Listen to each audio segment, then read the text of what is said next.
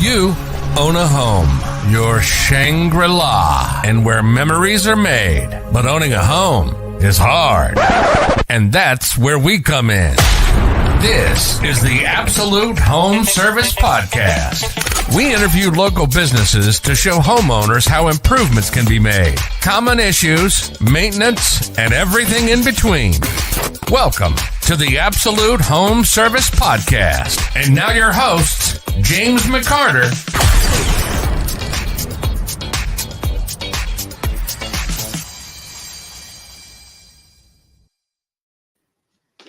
Welcome back to another episode of the Absolute Home Service Podcast. Today, we've got Mr. Tim Williams with us. Tim is a licensed master electrician, so we're going to be picking his brain and coming up with some best practices and things to do and look out for with the electrical in your home. Tim, welcome to the show. Hey, thanks, James. Thanks for having me on. Yeah, absolutely. So, Tim, why don't you tell us a little bit about yourself, kind of, how you got started and where you are, where you're at now? I've been in the trade for almost 30 years now. Got started back when, I guess, dinosaurs were still roaming the earth and that type of thing. Everybody says I'm too old to go out and work with my hands anymore, so I use my brains now. With age comes wisdom, Tim. Exactly. Yeah, so we got started in this. It's kind of out of a whim. I was living in Virginia at the time, and originally from Kentucky, but had moved to the Virginia, and wanted to get back home and change jobs, change careers. So my mom and dad knew an electrician here in Kentucky, so I called him and we talked a little bit, and the rest is history. That's awesome. Do residential, commercial, and industrial electrical, installations. I've been on the install side and estimating project manager side as well, so I know the business side of it too. You've been kind of through all facets of the electrical world, huh? Yes, that's correct. What's your favorite part about the electrical world? What's kept you in it? What's kept that drive? It's kind of been just the pride in seeing the job well done. I can drive by, and it's funny because when I do it, I'll drive by a building or something that I've wired or had my hands on, and I'll tell my family, like, yeah, I wired that. I think that's a rule about what we do. It's like, hey, look, I did that. I worked on that. You might not be able to see it, but you got to let them know, right? Yeah, exactly. Well, that's awesome. It's really, really good to hear. And, pride's a big thing. And I know at Absolute, company that we're both with, is one of the big major driving factors of what we do. Is taking pride in our work. So being very happy with what we do. So I've always told people, I want to, do a very good job for you. And the next time I see you is not, standing here in your house because something went wrong. Like, yes, we will fix our work if something does go wrong. But the next time I want to see you is also not me hiding from you when I see you at the grocery store or the ball field. I want to, hey, wave at you. That's my client. I've done work for you. And there's very, very good and powerful stuff comes from that. Yeah. So we'll jump into a couple of these questions that we've got here for you. I know you're itching to get after it. So, this show here is geared towards homeowners, giving them information, helping them make decisions when they're wanting to, do and perform projects in their home, et cetera. So we're going to tap into some of that knowledge and wisdom that I know you got stored, and see what we can't help them out, help them to avoid, anything that's unsafe, and then also let them know what they can do to help maintain their home. Right. So getting into it. So what are some of the most common electrical problems that homeowners face? Well, especially some of the homes that are aging, well, even the new homes, a common practice for construction electricians is backwired receptacles. Mm-hmm. We see that a lot. We'll get a service call and they'll have half the room that's not working on receptacles, or it could be multiple rooms. And typically what those construction electricians will do is these receptacles have like a little hole in the back of them, and you just take and stick the wire in it, and it's got this little spring inside of there that holds it. Well, over time, with expansion and contraction and and electricity generates heat. It causes that spring to kind of open up and wear out, and you have a loose connection. So you'll lose a lot of times. It's your neutral connection in there, and what happens with that is you may still have a hot conductor in there, but if you have electronics, it's bad news for your electronics because it can create a 240 volt series circuit and do some serious damage. So that's one of the most things. So if that does happen, so what do you call that? You said a backwired receptacle? Yes. So if that happens, what are some of the potential? How can someone know if that's happened or happening? Well, if you say for instance, if you have something plugged into the outlet in the wall, TV, it could be a lamp, whatever, and all of a sudden the thing starts flickering, going off and on. That's a sure sign that you've got an issue there. I've even seen some of them get to the point where they have load for multiple other outlets in the house, and they literally will melt the receptacle. Oh wow! Yeah. So we've seen you'll have a burning plastic smell or electrical burn smell. It's pretty unique when you actually have an electrical burn because the odor it gives off is not like anything else. Now, in an instance like that, is that something that would trip the breaker that particular device is tied to? Not necessarily, unless you have a direct ground fault, or if it's pulling too much current, it won't trip the breaker. It'll just sit there, and sometimes it'll work. Like when it cools back down, it'll tighten up and go back to working again, and then when you put a load on it and it heats back up, it'll open back up. Gotcha. So. That kind of takes me into something here real quick. So like in plumbing, for example, you've got like emergency shutoffs. In electrical, you've got your main breaker, right? Is that something that you think that every homeowner should know where it is and how to turn that off? Absolutely. Okay. Yeah. You definitely need to learn where your main breaker is in your panel in case you do have a hazard in your home. Something that happens you may not know where that particular breaker is for that circuit, and you might need to go turn the whole main off in your house to prevent any problems. So if you start seeing or smelling like that discoloration or like that burning, if you know where that particular breaker is, cut it off. If not, then hit the main and call in an electrician, call in a professional. Is that something you would suggest to do? Absolutely. Yeah, you want to. For the safety of your family and safety of your home, I would highly recommend doing that, especially if you know that particular circuit. Absolutely go turn it off and wait for an electrician to come. Sure. Well, so Tim, that actually takes me into my next question. So, in today's age, everything requires maintenance, no matter what it is. You have to get inspections, with your HVAC system, with your car, with your garage door, with yourself, your body, right? Everything requires some kind of maintenance. So how often should a homeowner get their electrical system inspected or maintained? Well, there's a company out there, and they're called the Electrical Safety Foundation International. Okay. And these guys recommend a minimum of every 3 to 5 years. Every 3 to 5 years. Okay. Yeah. If you have an older home though, so like it's something that was built back in 30s, 40s, 50s, I would recommend you doing it a minimum of every year because there's a lot that goes on inside of those walls and a lot that goes inside of your panels that you don't see.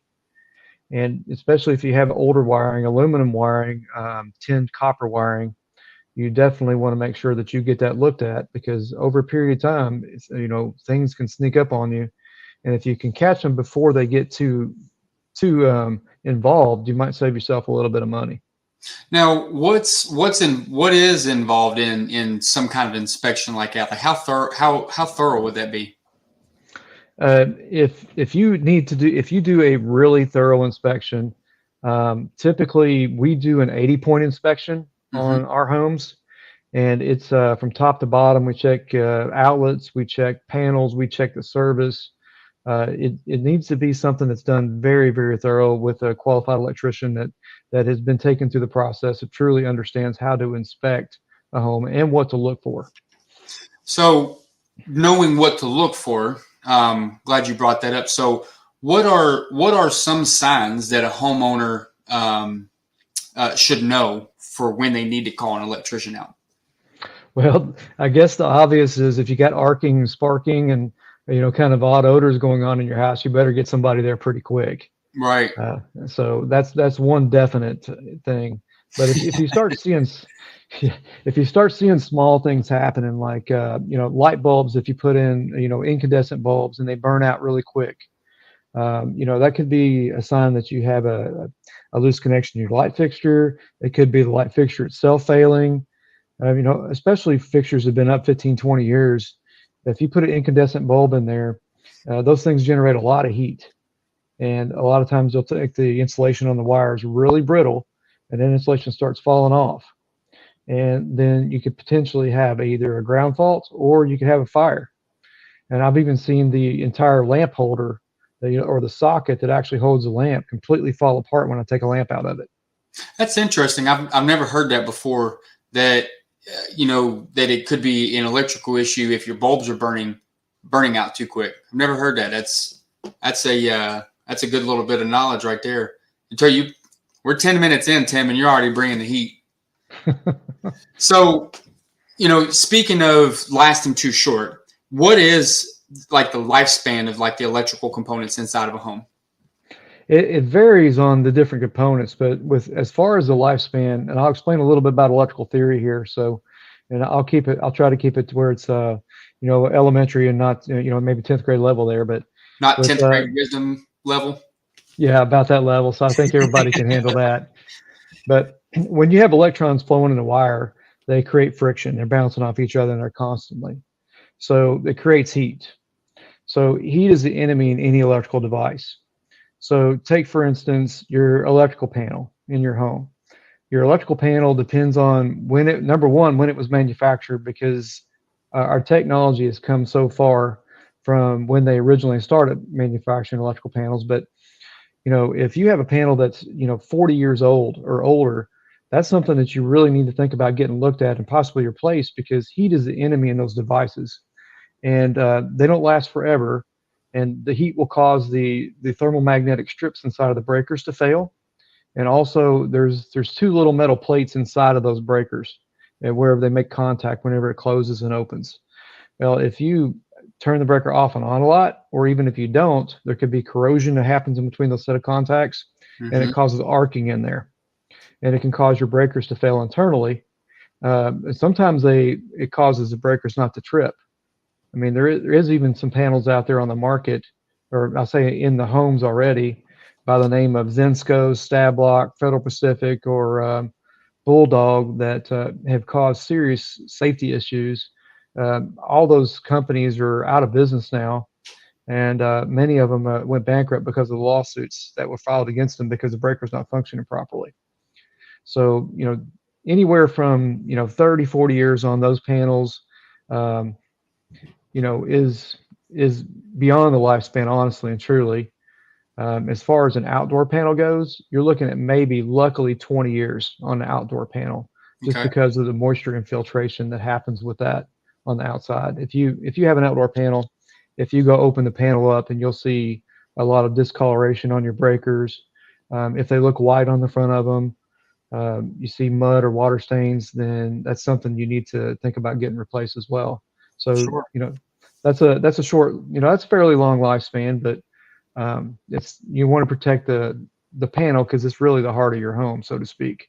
Yeah, 100%. So, you'd mentioned a couple of those different brands that were having some issues. Is there anything that can be done to those? So, for example, like, does it fall under like code or anything that says that we can't touch a specific type of panel or a certain age of a panel, that it has to be upgraded? What's the rules on that?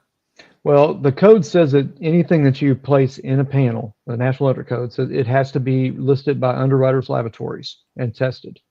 Those panels that I stated, there is currently no listed breakers that can be installed in those panels. So honestly, if you're doing any kind of adding additions onto your home, that is not possible to actually legally, per code, to do anything in those panels. So a licensed electrician isn't touching that, is what you're saying? You hit the nail on the head. Exactly. I'm not touching it. Yep, I don't blame you. So, we've talked about what to look for and the dangers of what can happen. So, what are some tips that we can prevent electrical fires in the home? Because that's something that's actually very common, right? Yeah, where it comes to aging homes, one thing that you can do is get your safety inspection. Call a company that get you an electrical safety inspection, and we do that. And it's a very, very, very minimal charge. We do that. If you call us out there to fix an outlet, we're going to inspect your entire home before we touch anything, because number one, we want to make sure that your home is safe for you to live in, and we uncover those things that you don't know about. Right. It's no different than, and I've told people this, quite often, but there's absolutely no different than, if you go to the doctor, for just happened a couple days ago, had to go down to the ER with my little boy. He had a little cut on his head, so he had to get stitches.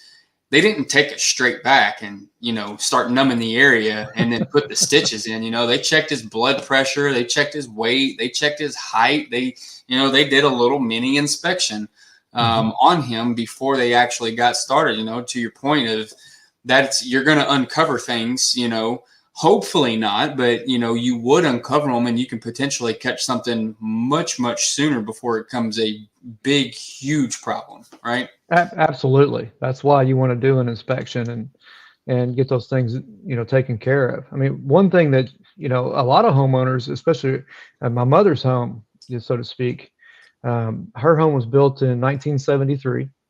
And I'm telling my age here because it was built the year I was born.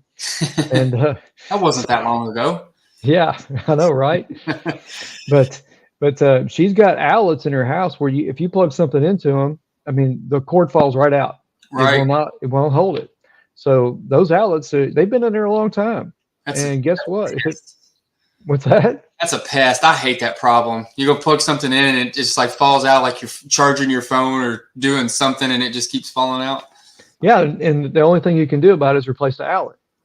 But it would be a potential issue there too if you had a big load on it, like say you're using incandescent bulbs in your home still, which that's a totally different conversation we probably need to have. A 100-watt light bulb, it's going to pull a pretty good load on that outlet, so you're going to have some arcing going on there. Right. So potentially, you have a fire issue. Yeah. Well, and so that sounds like another tip. Make sure your outlets aren't loose. Exactly.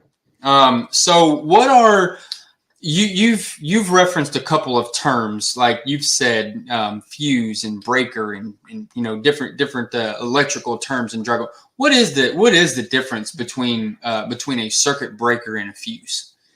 A fuse is probably it's one of the oldest devices that limit current. It's current flow. So they've been around a very long time. They were out before circuit breakers were even thought of. But it has a little metallic strip inside of it that has a predetermined level that it can handle with current flowing on it. When it exceeds that level, it automatically just burns up and dissolves, goes away. Right. And so a circuit breaker is kind of like a fuse in the fact that it will limit the amount of current that flows and trip when it gets over a certain level, but it's resettable. You don't have to replace it when it trips the first time. You can reset it multiple times, and they'll last. Circuit breakers will last a long time, but they are again an electrical device, and they are carrying current, which also carries heat. And like we said before, heat is the enemy in an electrical device. So that's another thing that, as far as the life expectancy of a circuit breaker, is somewhere around 15, 20 years. At the max. I've seen them fail as early as 7 to 10 years. Mm-hmm. And that's why when someone talks about a panel rejuvenation, which we refer that it's actually replacing all the breakers in your electrical panel to kind of give it a little extra life and boost it a little bit longer. That's something that is recommended to do. Yeah, It's all very good information. So you said that was what, 15, 20 years is where you would start looking at something like that, right? Yeah, definitely 15. Because if you and a good electrician can get in that panel and take a couple of the breakers out, Mm-hmm. look at the busing underneath of it, and look how that breakers are actually mounting on the bus, and kind of look at the condition of them, and you can turn the breakers off and on and feel if they still snap properly, because they are a mechanical device and they have springs in them, and the springs wear out, the contacts wear out in them, so it's something definitely a homeowner needs to consider. That's all very interesting stuff. I can see why it would take a very long time. Because correct me if I'm wrong, didn't the electrical of the trades has the longest time before you can get licensed? Is that correct? Yes, if as far as it goes, the licensing goes in the trade, to be permanently licensed as a journeyman electrician, you have to have 4 years of school and 4 years in the trade. Right. If you don't go to school, then it's 6 years as a journeyman or 8 years as a master.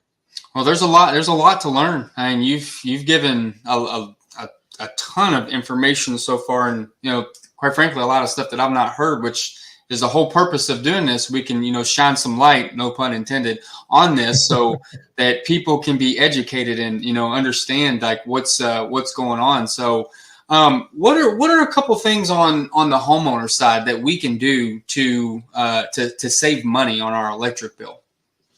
The number one thing and the most simple thing that a homeowner can do is get rid of every incandescent lamp in their house and replace it with LED. Now, earlier you said that's a whole other topic we had to talk about. So tell me, get on your soapbox, Tim. Tell me what's up with these incandescents. Incandescents are just they're like a heating element essentially that glows and gives off light. Mm-hmm. If you just look at consider a 60-watt normal incandescent lamp, it uses 60 watts of power. And you can take the same lamp that puts the same amount of light out in an LED for 9 watts. So major difference there. You're talking about, what's that? I'm not best at math on the top of my head. What's that? 7 times, 8 times? Right. So you're saving a whole lot of money right there simply by changing them out. And the other good thing about LED lamps, the manufacturers are stating that they last for 10 years. Mm-hmm. I wouldn't hold my breath on that because they don't last that long in my house. I don't know whether they're basing their hours on that, but they do last a lot longer than a regular incandescent lamp. I'm saying usually I'm getting about anywhere from 3 to 5 years out of mine. And you might have some backwired outlets in. Yeah, I might. Your lights ain't lasting that long. Look, yeah. I'm learning. Okay, I'm learning some stuff on here. What other things can we do? So we can change out some incandescents, toss in some LEDs. What else? What else can we do? Stop the meter. What's that now? Stop the meter. Just go out there. If you hold it, will that stop the charge? No, it'll still spin. I don't think you can hold it. Well, it's worth a shot.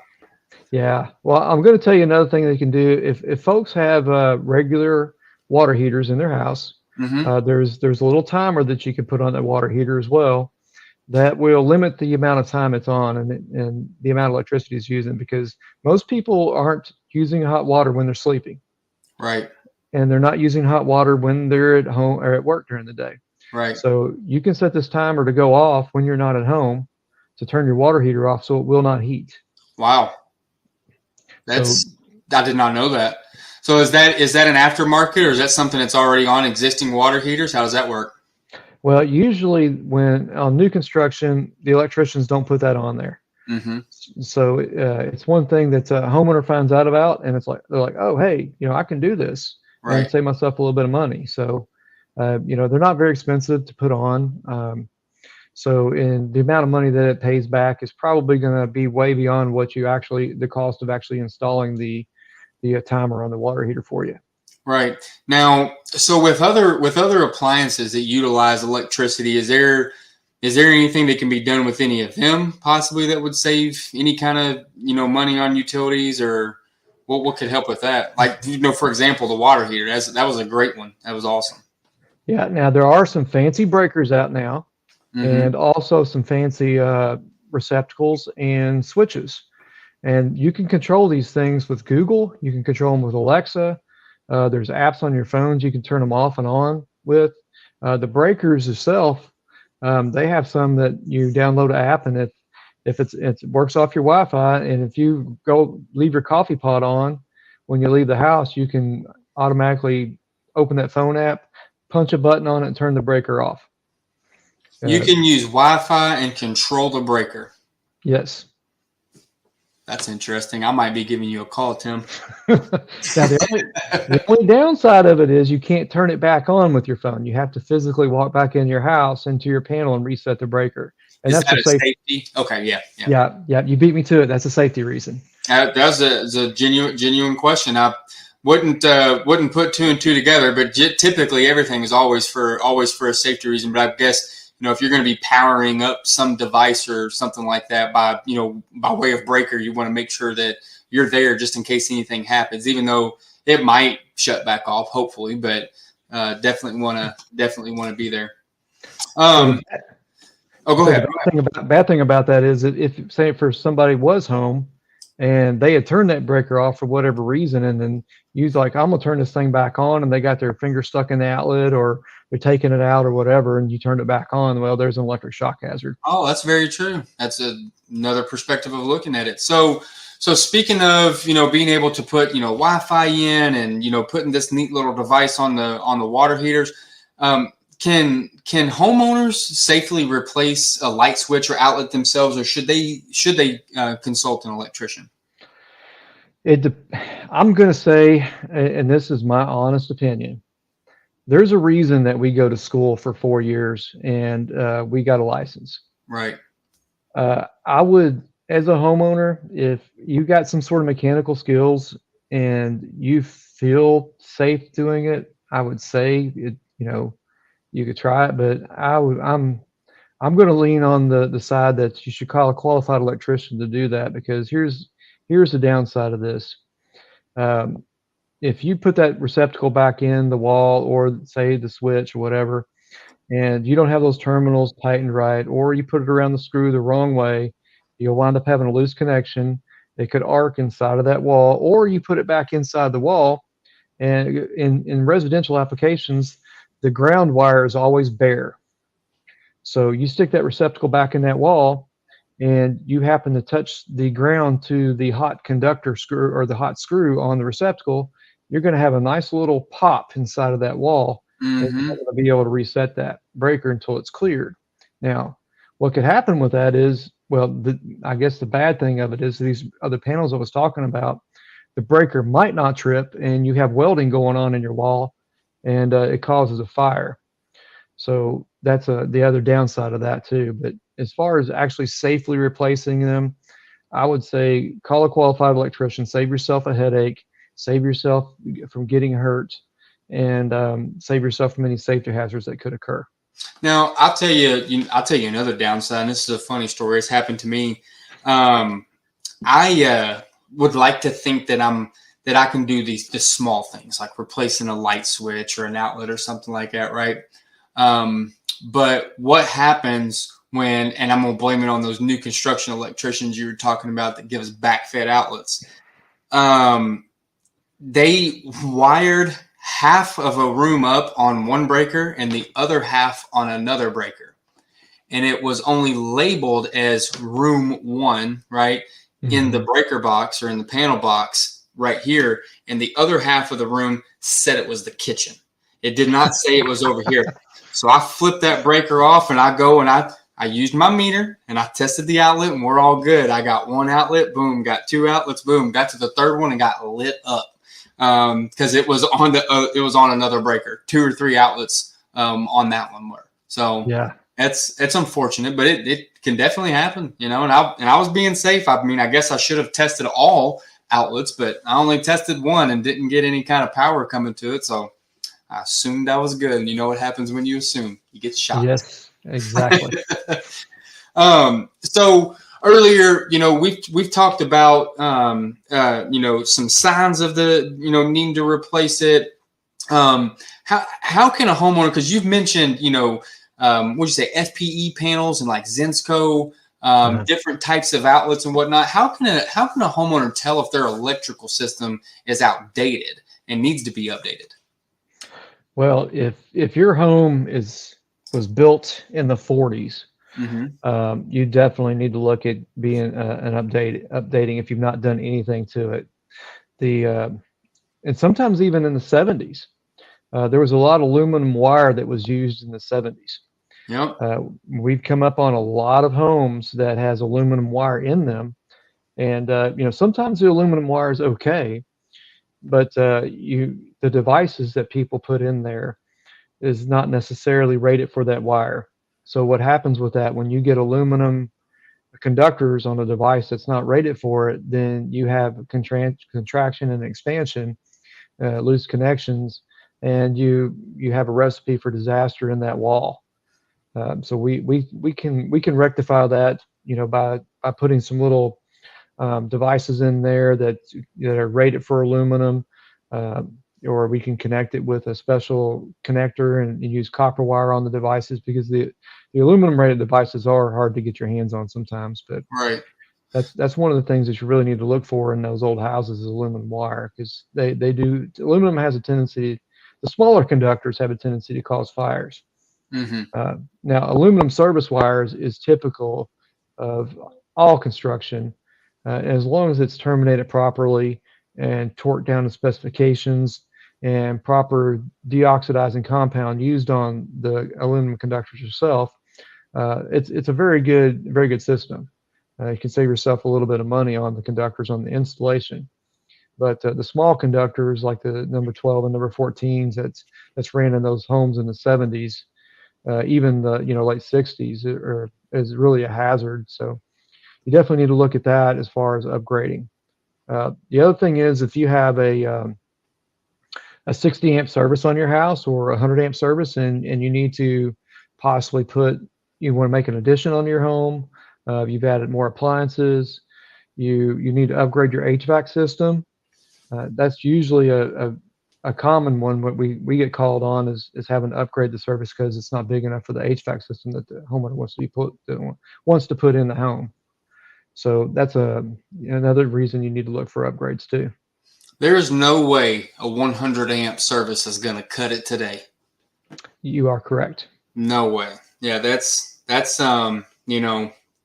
several years ago, looking at it, that was a lot. I mean, I've heard you all talking around the office. There's a lot of people upgrading to 400 amp services on houses now, just to because you got to think about it. Yeah, you can upgrade the HVAC system and be able to drop some of the required power and breaker size, but with all the new devices and the car chargers, all the stuff that they're having, it's just requiring more and more and more nowadays. Especially, are you all seeing any kind of uptick with adding breakers or circuits in for people, speaking of HVAC or water heaters, that have gas or propane systems that are converting over to electric? Yes, we've seen a lot of that, especially with HVAC. It's been kind of crazy, but the one good thing about the HVAC systems too is you can save a little bit on them versus the old HVAC systems that had the huge heat strips in them. The new new systems with the DC inverters are extremely efficient, so that can save you a lot of money on your power bill and also help your home be more comfortable. And of course, they are changing from gas water heaters to electric, and some people want the InstaHeats. Right. And if you put an InstaHeat water heater in, it's 24 kW a lot of times, so that's like two 60 amp circuits it requires. Right. That's drawing a lot of power, but hey, that's what's going to get you the convenience, right? And that's that's what we're all about. So, you've got, Tim, you've talked about, some of the, common things to look for, what to watch out for, when to call somebody. One thing that we haven't talked about is surge protection or grounding. So, with grounding or surge protector, what is the benefits of installing a surge protector? Well, without grounding, we'll start with grounding there real quick, because without grounding, your surge protector is not going to do the best possible job for you. Grounding is very important. So, I mean, a lot of homes that are older, because we're talking about older homes here, back in the early days, a lot of times electricians used a piece of rigid conduit because that's all they had, and they just smashed the bottom of the rigid conduit and drove it into the ground. Well, rigid conduit is galvanized steel, and what happens after 20 years on galvanized steel? It's not, there's nothing left of it. It's rusted. Right. So now you've just lost your grounding system for your home. Right. So yeah, that's one big thing that you need to check. You know, as you think about surge protection, it's very important to have that grounding system, because you got to have somewhere for that stray voltage and lightning strikes to dissipate. Right. And that's what your grounding is for. Now, surge protection, if let's talk about utility companies, I guess, while we're talking about surge protection. These guys don't care whether you get a surge or not. They promise you plus or minus 10% in your home, which your voltage could fluctuate from 110 volts all the way up to 125 volts. And I've seen it even higher than that, which if it gets higher than that, then you've got some real issues, because you're going to start burning up appliances and devices. Right. Now, surge protection will stop those surges. What happens with it is, if you get a surge, a voltage surge or a voltage spike, it will actually clamp that voltage down and dump it back on the ground, the neutral conductor, and it will keep it off your system. Now, the key is having it in your panel. You got to have it at your source, because if it gets all the way through your house to your device, then you got opportunities to have further damage before it gets there. Right. So there's a lot of surge suppressors out there too that are on the market. A lot of people think the ones that they plug in for their computers, or their VCRs, TVs, or whatever, and those are a good second stop if the first one doesn't catch it at the panel. But the ones that I'm really familiar with they're made by Eaton, and Eaton actually warranties these things for life. And they also, if you have a surge and it fries any of your equipment in your home, they will give you $75,000 to replace that equipment, or up to it, for the damage that the surge actually did. So these manufacturers really believe in their equipment, and I don't think that they would make that claim lightly if they pretty much put their money where their mouth is. Yeah, that's a bold claim. So these surge protectors that you're putting inside of the panel, do you have to have one surge protector for the panel, or is it one surge protector for every breaker in that panel? It's just one for the panel. So just one. Okay. Yeah. So you typically they work off a 2-pole 50 amp breaker. You got to have the breaker space to snap it in there. You snap your breaker in, and the surge protector typically mounts outside of the panel. And then it's you keep the wire as short as you possibly can, because you want it to dump that surge as quickly as possible back onto the grounding system. Oh, that's very interesting. So, it's even more interesting. One of my next questions that I've got here is actually a pretty good one. I want to hear what you have to say. What are some of misconceptions? What are common misconceptions about electricity that homeowners have? That it's safe. Definitely not safe.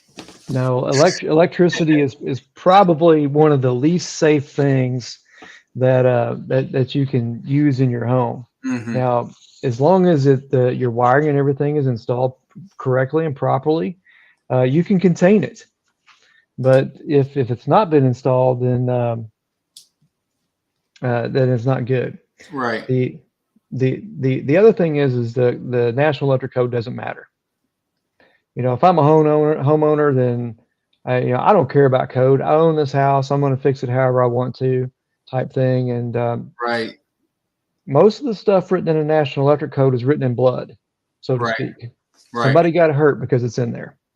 So I'm glad you brought that up. So a homeowner, a lot of times it is their home. They do what they want. They don't have to follow code, et cetera, et cetera. They're not getting inspections because they're not required to, right?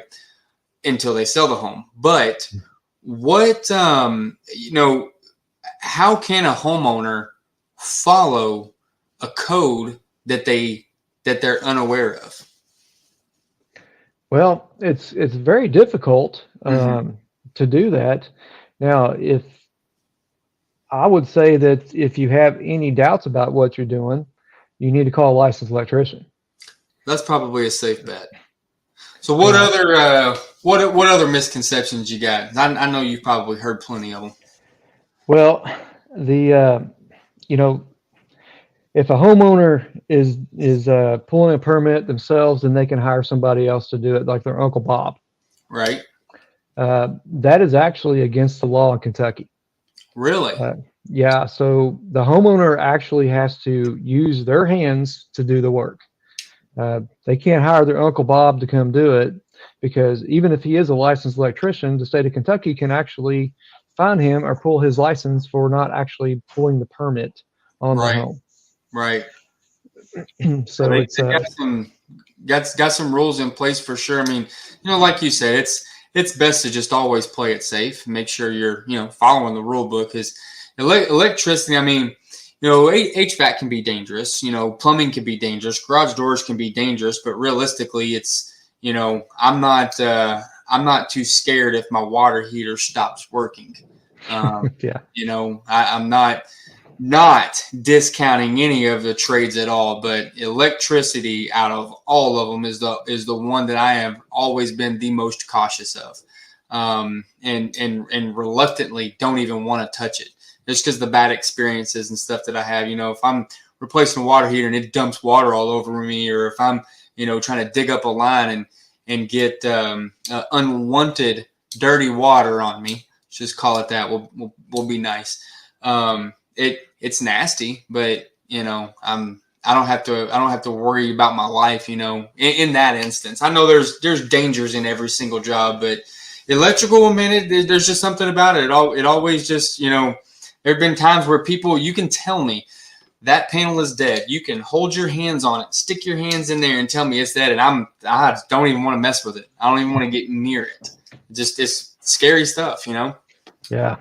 Once you have bad experience, it'll stick with you forever. Yeah, that is a fact. So you did talk earlier about 60 and 100 amp panels and wanting to have additions and stuff like that. And we are aware that a 100 amp panel will not cover realistically anything, let alone addition.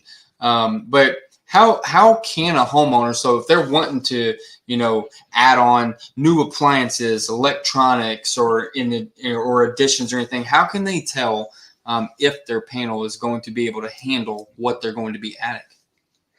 The first thing to do is probably just go open your panel door up and see what size the main breaker is, and see if you got a 100 amp panel or 200 amp panel. The other thing is, if you're adding new appliances or new HVAC systems or anything like that, you're going to have to calculate the load that you're putting in there and calculate the load that's on your panel. Right. Now, unless you're a qualified licensed electrician, it's probably not very likely that you know what to actually do the calculations for. Right. So you probably want to call someone to come take a look at that for you and say, hey, can I add this, or can I do this? Can I do that? Or do I need to upgrade my service?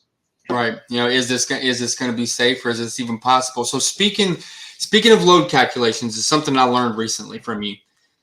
You have to measure the home to determine what size and how much you're going to need in that home, right? Even all the way down to lighting.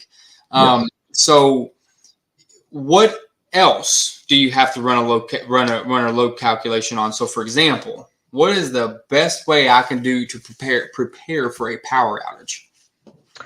Okay, so preparing for power outages. The first thing you need to do is go make sure you got some candles and flashlights.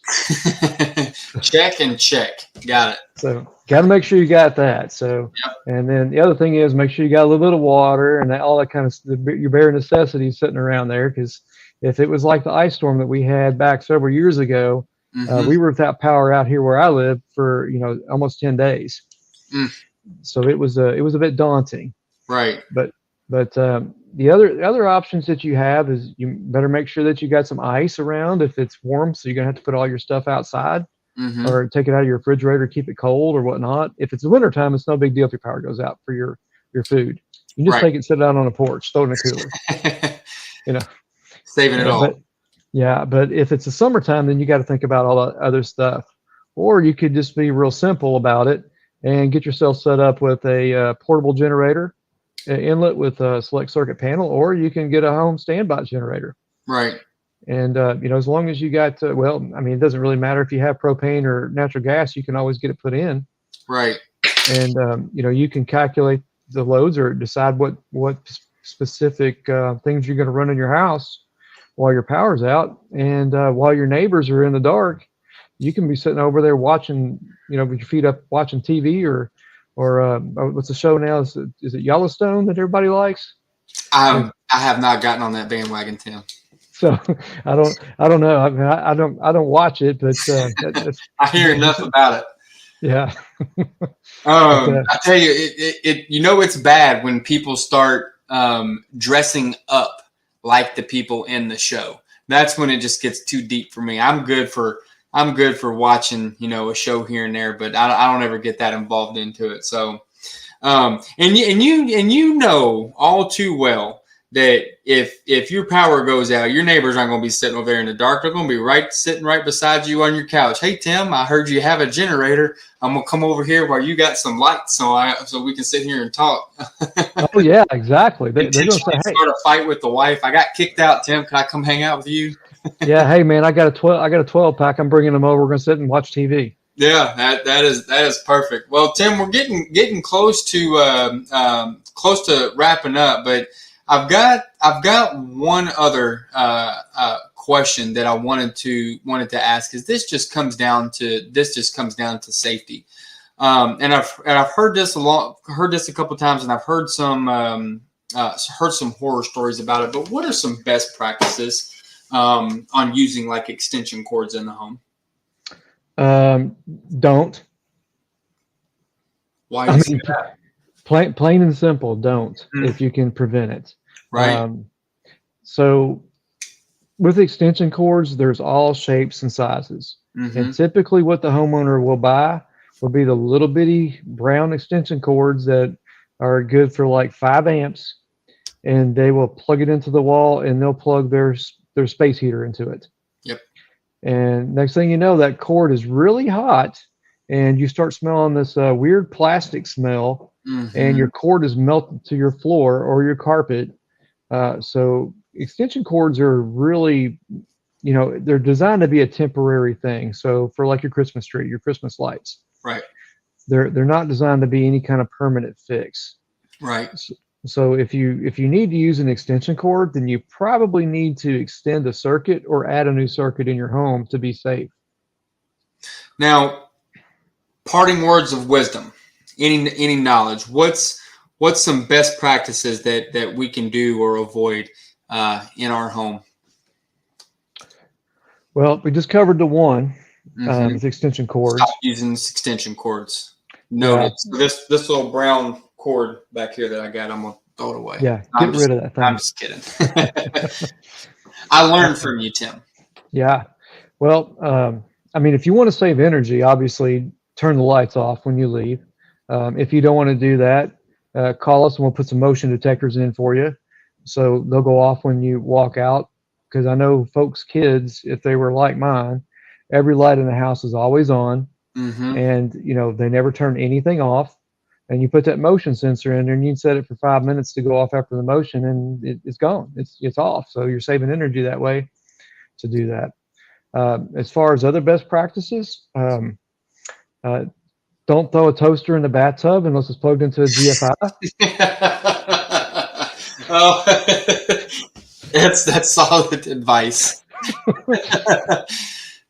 So, always make sure that if you are using devices around water, any kind of appliances, that it is on a GFI receptacle.